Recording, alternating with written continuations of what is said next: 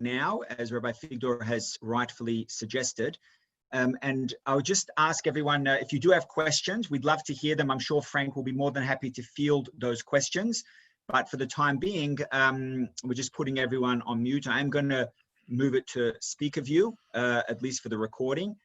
Now, in introducing Frank Gaensler, just some very brief background. I'm not going to go too much into the intro because Frank's story very much speaks for itself, and it's quite a gripping story, and one which I personally believe is quite inspirational. Frank is originally from Sydney and was the 10-pin bowling team manager for Australia at the 1997 Maccabea Games, as we know.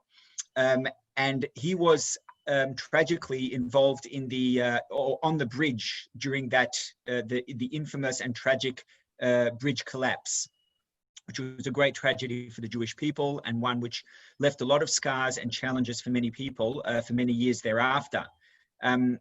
Upon the fall, Frank's foot was actually physically severed off. I know it doesn't sound, just as well we're not offering sandwiches at today's Lunch and Learn, at today's Thursday Lunch Club, because that wouldn't go down well, but it was then sewn back on by the surgeons. But more importantly, I mean, a leg is just, it's an important organ, but one can live without the foot. Fortunately, he got it back on. But Frank was actually clinically dead for 3 minutes after being miraculously resuscitated. And he took many months to recover, both in Israeli and in Australian hospitals. Tragically, his partner at the time did die as a result of the disaster, which is of course tragic. And then eight years ago, Frank suffered quite a serious stroke. So it would appear, Frank, that you've certainly been through quite a lot. And we at St Kilda Shule are very grateful that you've been willing to give of your time and to share of your experience to provide some perspective and insights, as well as hopefully some inspiration to those who are listening. So with no further ado, I'm going to hand over to you, Frank. And you've got, and please share with us your thoughts and feelings and your experiences. Thank you, Rabbi, except I just lost you. Hang on. I've lost it. Oh. Well, we can hear you and we can see you. Okay, as long as you can hear me and see me. I just lost it on this side. Not to worry, I'll get it back again. Well, the Rabbi, you've said most of the things already that I was going to say. But before I start any of the talking, I always start with a little preface, and it's just something that I'll do. Some of you now might be aware of a horrific accident and a loss I suffered 23 years ago. Then approximately 8 years ago, I suffered a stroke, a product of the first incident. This caused a few small issues with my speech capabilities. I tend to have some difficulty in pronouncing certain words, but with some help from you, it can be overcome. All I ask is that you don't laugh at me, but you can laugh with me. This will help me restore my confidence in public speaking. Another correct choice I've now made. Now I will get on with my talk. I don't know why I've lost this video. I would have liked to watch everyone coming in. I just can't get into it again. Can I just log back into this meeting? Yeah, sure. And if you're unsuccessful in doing that, it's fine. We can definitely hear and see you.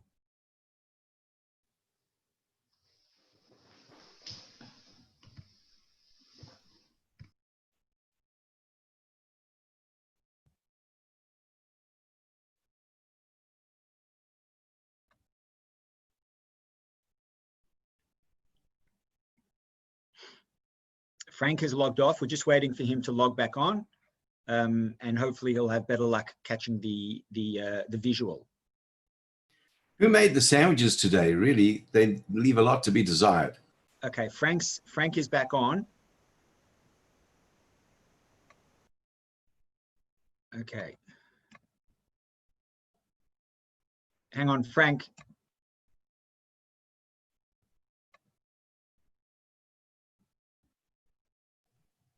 Frank, you'll need to unmute yourself at the moment. Frank, can you just unmute, As the please? guest speaker will need to hear you. Better? Can you hear me now? Yes, Much you're better. good to go. Okay, right. Let's go. Make up for lost time. Sorry about that. What does given a second chance really mean? Is it a pardon for a criminal act, acceptance from a family, etc., or forgiveness from Hashem? To me, a second chance is making a choice. It has to be the right one. How to make the right choice is not easy. I will now go back briefly to July 1997, the Maccabi Bridge disaster. This is where my second chance started. Is my beginning the 8th of April 1944, my actual birth date? Now I've given away my age. Or is it the 14th of July 1997 at 8 p.m., the time the bridge actually collapsed? I have no recollection of anything that happened from the moment the bridge collapsed till the moment that I woke from the coma. According to the medical records,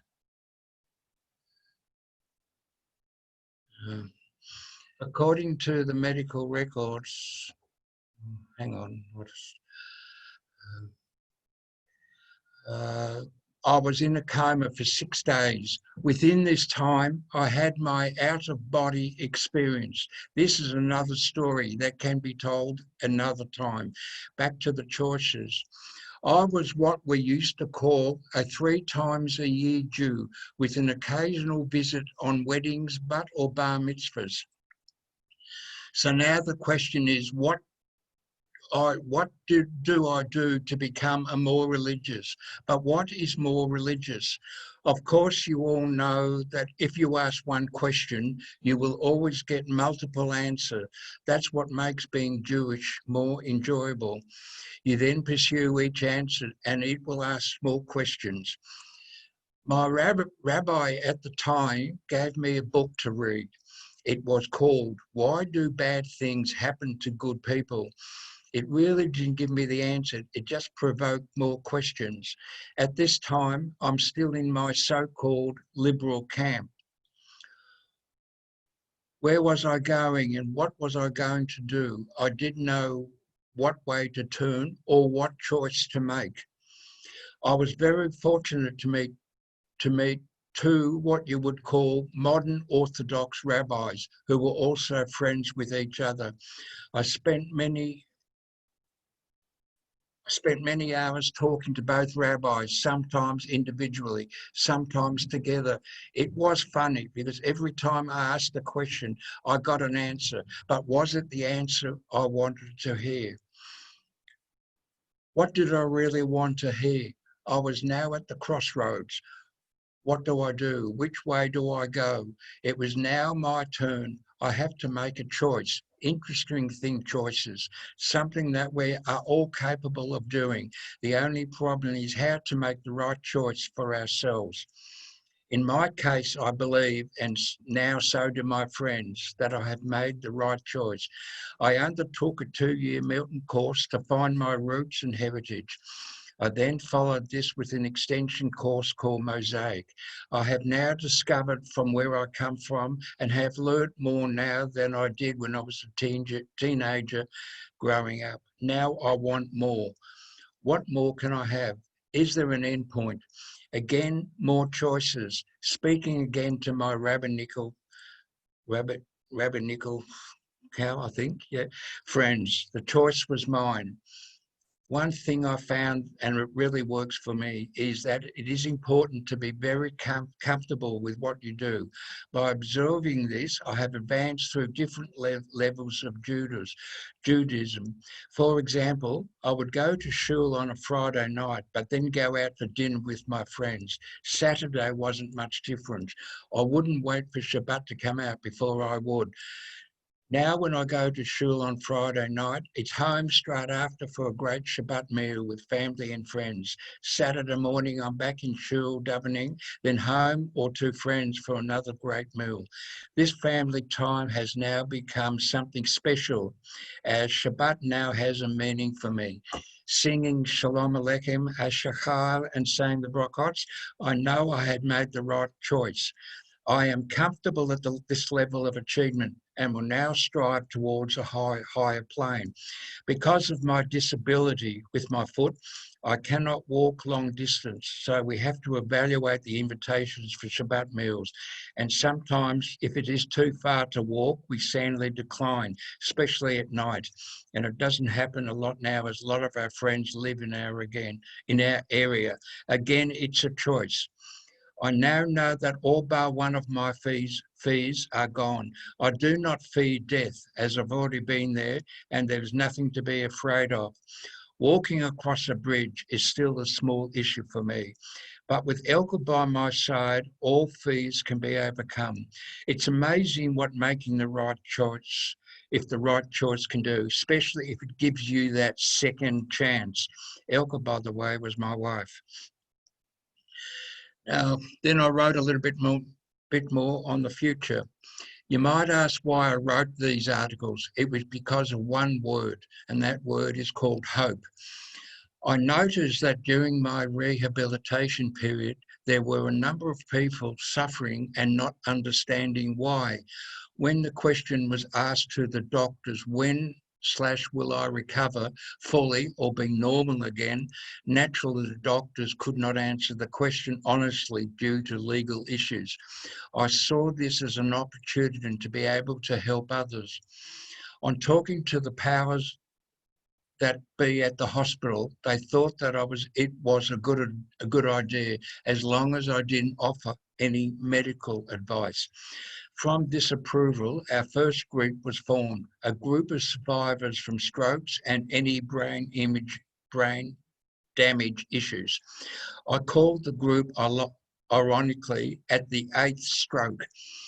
I also started a blog under the same name.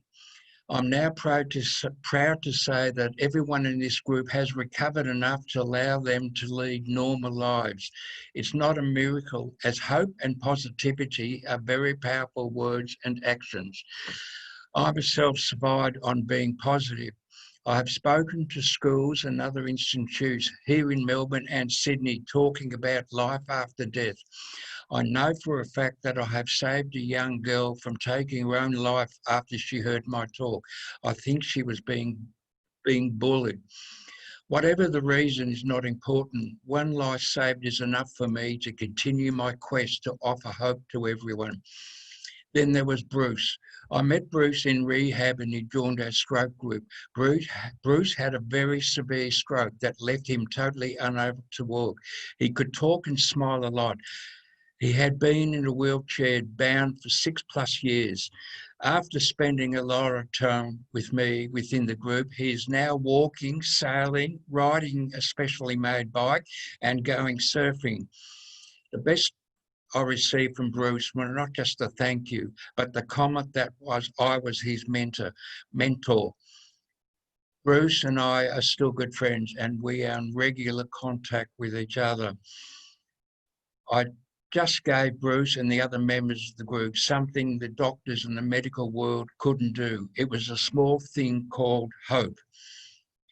Now, the other thing I'm doing now, I've now done a course and I'm a registered carer through the Alfred Hospital Group.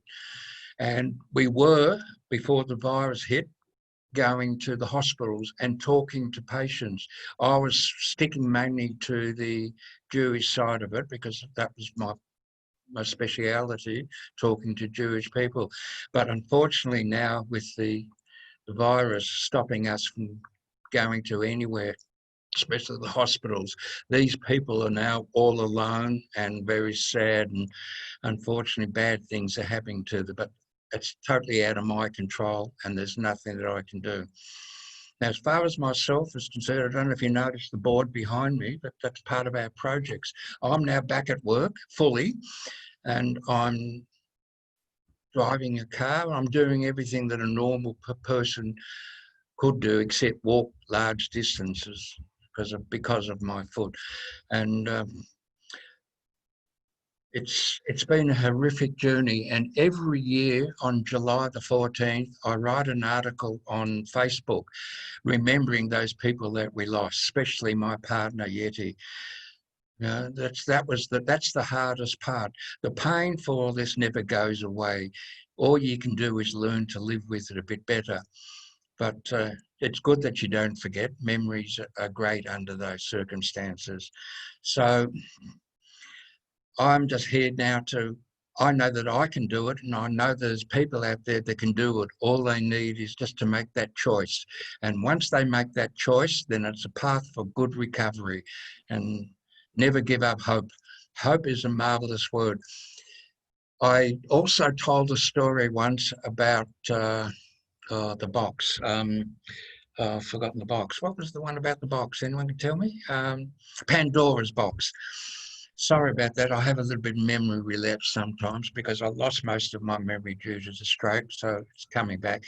There's a story about Pandora's box, which is very good, and it was about Pandora got this box as a present, and she was told not to open it, but she eventually, cutting it short, eventually she got very curious and she opened the box, and as soon as she opened the lid, all the bad things in this world flew out of the box. Once she realised she was releasing all these bad things, she slammed the lid shut again, and one thing stayed in that box, and it was a butterfly, and this butterfly was called hope.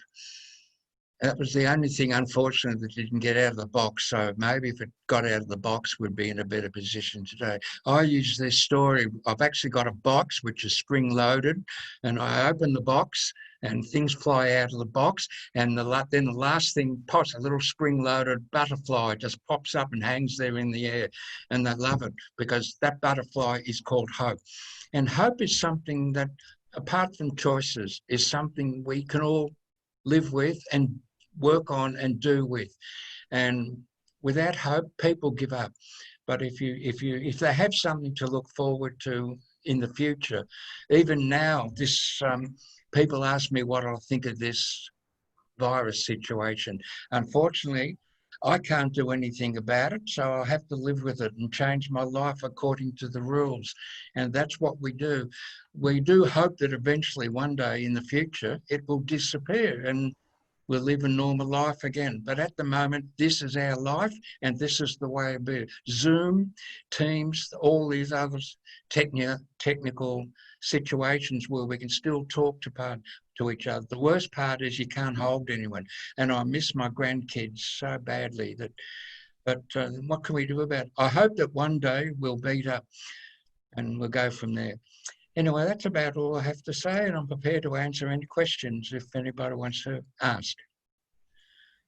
Thank you so much. I see some people clapping on mute, which is beautiful. And Frank, that was really an inspiring story. And I just wanted to commend you on not only your resilience, but the way you articulate that to other people and inspire people with hope. And especially that, the story how you saved the life of this young person who was quite despondent. And, as everyone knows, one who saves a life, it's as if they've saved an entire world, which is a credit to you enormously. So thank you so much for that. Now, I've noticed that some people have unmuted themselves and wish to ask a question. So if you do want to ask a question, Gary Fabian, would you like to go first? Thank you. That's not actually a question, but Frank, you must have been alongside a very good friend of mine, the late Harry Goldberg, because he also, he died some years ago, he also was clinically dead for about 5 minutes. He must have been almost next to him. Yeah, well, I know the name, but where we were standing in relation on the bridge, I can't tell you that, but yes, I do know him. Thank you. Susie, did you have a question? Yes, I do have a question. Not only inspirational, Frank, but one has to help themselves 75%, possibly a little more. Number one, we have to help ourselves if we have this disability or something that has come into our lives, which we don't know how to assist ourselves, but we have to assist ourselves. And you've done it by yourself, even though you've mentioned other things that have helped you along. The doctors do their darndest. The nursing staff does their darndest. But if we don't help ourselves and care for ourselves, then we can't care for others. And you have cared for yourself. You've undertaken it. And that's why you have cared for not one person to live, but many, many people through the words that you've imparted. I just want to say thank you very, very much. And I quite understand what you have been through and still what you are going through. Thank you very much. Thank you, Susie. But if I may just respond on one point, it's not just myself or ourself, it's also our friends. I've found that friends who I've known for 50 plus years were always there by my side, helping get through all these bad times. So friends are also very important. And if you've got friends, then if they've been known, I'm 76 and I've had these friends for over 50 years and we've basically all grown up together. So with friends and making those choices again, as you said, we will get through everything. It's amazing what you can do with a little bit of hope and the right choice, as I keep saying. Thank you. Amazing. Thank you for that. Would anyone else like to ask a question? Paul. I'm sorry, Paul. Oh, sorry. Okay. Paul. Paul and then Ronnie. Frank, you're obviously a very positive person.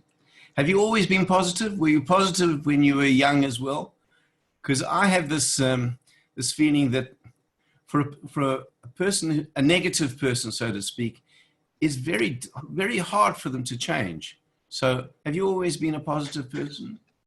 Well, it goes back a little bit further than that, Paul, so I haven't done how much time I got, Rabbi, but as I was growing up, I was an abused child, not sexually abused, but physically and mentally abused. So I thought the only way I could overcome that was to be positive and wear what my parents were giving to. Unfortunately, my parents were Holocaust survivors, and I know what they were going through and what they wanted from me, but it had no effect except made me a better person. And maybe I can thank my parents for that.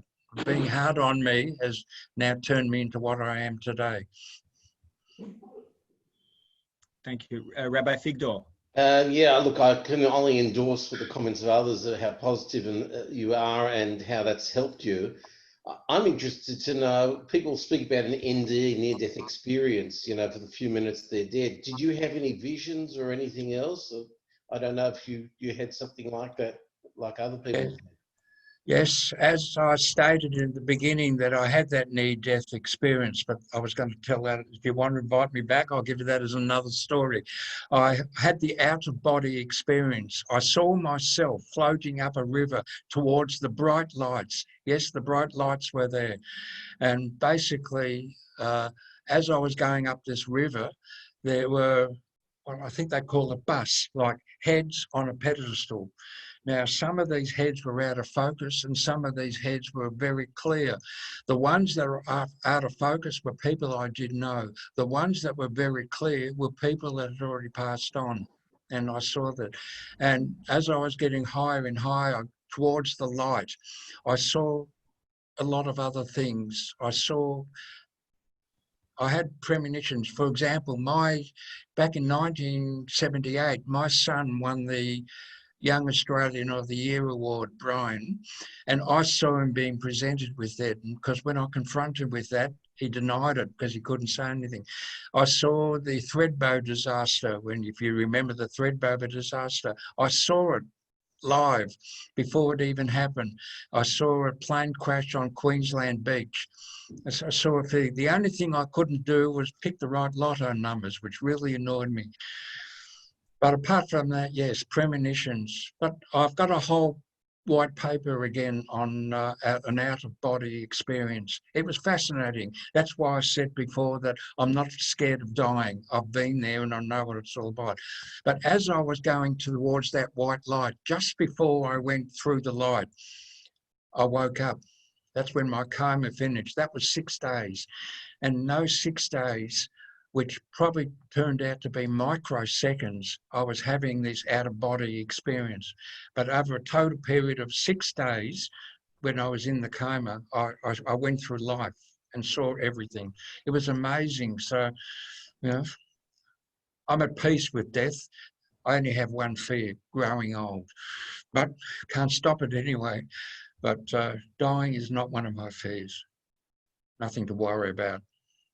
Yeah. That answer your question, Ronnie? Rabbi, I should say. Sorry. Unfortunately, I know him so well. We work together in gym. So, sorry, Rabbi. Ronnie's fine. But thank you very much for sharing that. Thank you for that, Frank. Lillian and Tom, you want to just unmute yourselves, please? Just to let everybody know, I've known Frank for many, many years because I'm also from Sydney. And I experienced what he went through because my friend Greg Small was with you as well. Yeah, that's correct, yes. And I knew Yeti very well because I've known for years. So, but your memory is amazing. You've come such a long way, my God. Fantastic. So commend you for your memory. It's wonderful. In all fairness, Lily, and the memory is all written down on paper. No, still, you presented I'm a Toastmaster and you presented very well. Thank you. Appreciate that. Thank you for that. Are there any other questions?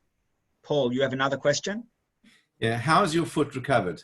To imagine that your foot being severed and then being put back on again. I can't imagine how difficult it would be to realize your foot is back on again. Well, what I normally say to questions like, I have a foot, but I do not use it as a rule. That's a joke. Look, it never recovers, Paul. It's always there, especially in cold. It's I've got bone on bone. I've lost all the stuff that goes between them. I don't know what it's called, whatever that tissue is between the bones. And so I've got bone on bone, and it grinds. And I walk, because if I don't walk, I can't go anywhere. So I put up with it. I use a stick. I've got a stick, but I can still walk on it. But that's about it. I can't. Going upstairs is my worst thing.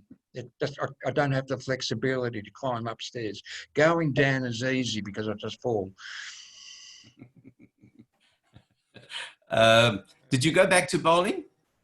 No, I tried, but I couldn't do it. I couldn't do the bending to get the release on the ball properly, so I gave up on that.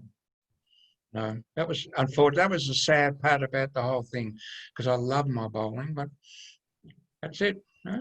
I adapted to be without it. I've still got the bowling balls sitting out there in the back, just in case. Yeah. Thank you for that. We do have time for one more question. Arthur? Yeah, I was just going to say that if you're a keen bowler, there are implements that you can use to roll the bowl without bending down, which won't affect your foot. Yes, I know that, Arthur, but unfortunately, that's not the type of bowler I am. I was professional. I got paid for bowling, and look, I know what you mean. You got those racks where you can just drop the ball down, but I used to spin bowl and had a lot of other things to go with it. So it just wouldn't be the same to me. But thank you for the thought. Appreciate that. And if anyone wants help in bowling, I'll help them. Thank you for that. It's very interesting, Frank. You said that you don't need a good memory because you've got it all written down. The famous dreams and premonitions that Joseph had in the Bible, in the Torah, it says in the end that he told them to his dad, V'aviv shamar et hadavar, and his father Jacob guarded them. And the commentators ask, what does it mean he guarded them? It says that he wrote them down as well, so he'd have a record of them. So we learn from there that if you have a dream and it's fascinating, dreams are very easily forgotten, so one can actually write them down and make sure they don't go anywhere. But I did just wanted to thank you, Frank, so much on behalf of everyone here. I know that it's been a captivating, I see a lot of people clapping in the background on mute, a captivating talk, and no doubt that when you did travel down that river and you did see that light and you were having premonitions, no doubt you saw the winner of this year's AFL Grand Final as Collingwood Football Club, no doubt. All right. Well, we had everyone on board until then. Are we allowed to be off? Are we allowed to go off mute now? Yeah, now's probably not the right time. But Frank, on behalf of everyone here, I just wanted to thank you so much for sharing those very personal elements of your life. And even more importantly, for providing hope and inspiration to those who have logged on today. And I know that I've taken a lot from what you've said, and no doubt many others have as well. So we thank you so much for that. And we've got claps on the chat and elsewhere. So we thank you for that. And I wanted to also thank each and every one of you for joining us.